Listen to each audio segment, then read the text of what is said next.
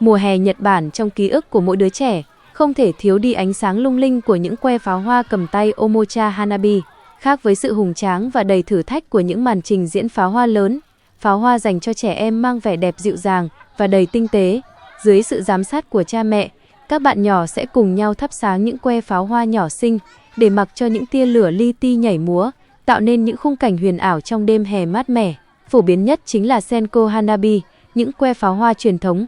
Khi cháy tạo ra các tia lửa nhỏ xíu rơi xuống tựa như những giọt nước tỏa sáng, gợi lên sự tò mò và niềm vui thuần khiết.